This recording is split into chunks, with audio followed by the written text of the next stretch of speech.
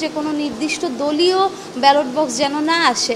একটা বিশ্ববিদ্যালয় প্রশাসন জাকসু হতে যাচ্ছে, এখানে দলীয় ব্যালটের প্রশ্ন কিভাবে আসে, তো সেটা নিয়ে কথা হয়েছিল। তো ছিনতাই এটা তো ভাই বিশ্ববিদ্যালয়, অন্তত জাহাঙ্গীরনগর বিশ্ববিদ্যালয় সম্ভব না।